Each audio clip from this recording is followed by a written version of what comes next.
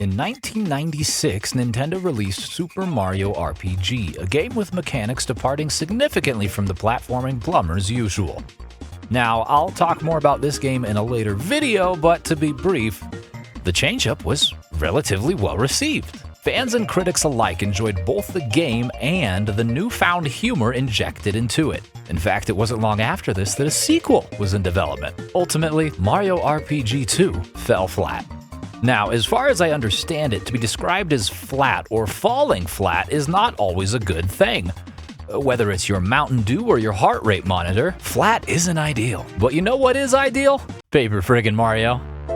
While the game's artistic direction was a stark contrast to Mario RPG's, many of the same RPG elements remained. I was in elementary school when Paper Mario released. I had no idea what an RPG was, or anything else about the game besides our mustachioed frontman's newfound 2D aesthetic.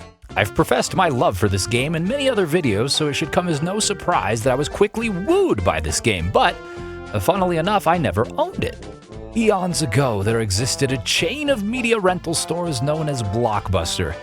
I rented Paper Mario from our local store for a whole year, and then kept it for several years thereafter. Longer still did I hold on to my love not just for the paper art style, not solely for the RPG mechanics, not only for the joy of slapping my enemies, but for all of these things. And then some. Paper Mario boasts a certain level of self-awareness that is extraordinarily charming. I don't mean the well-timed paper-related jokes, of which there are plenty, but the fact that the game just doesn't take itself too seriously. As far as RPGs go, it's extremely lighthearted, and I think that, combined with its humor, are what made it such an approachable entrance to the genre for people like myself.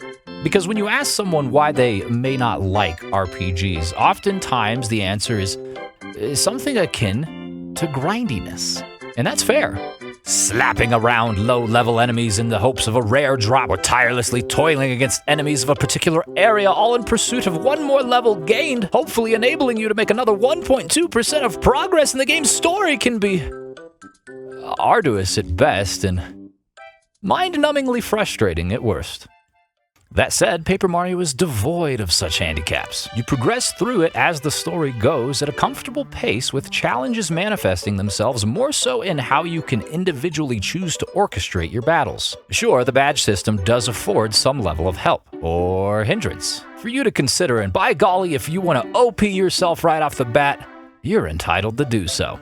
But the game doesn't need it, and with a relatively low level cap, I don't know that it's even worth it anyways. The battles and struggles that you overcome along the way are set up in a way that they're both surmountable and rewarding when you do. And that's not even touching on the diverse slate of characters that mostly make up said challenges. As an RPG, the game is focused primarily on the fights you and your party undertake on your journey, and while there are plenty of fun, unique, and arguably annoying puzzles, the enemies you tackle are a big part of what your experience ends up being. From Egg Boy to King Koopa and every devious soul in between, you're not left wanting for personality. And it's a great departure from mainline Mario platformers. Everyone feels so much more fleshed out. Despite their flat appearance, they've got a deep spirit. And that's not just the enemies. The aforementioned party that our powerful plumber packs alongside him is made up of many unique personalities in their own right. Some of them are better than others, but they all aid and influence the adventure in their own way, and the story is richer for it. And really, the Mario RPG franchise as a whole is richer for this departure. The visuals are flat, but the game is deep, and it's one of my favorites as a result. What do you think about it?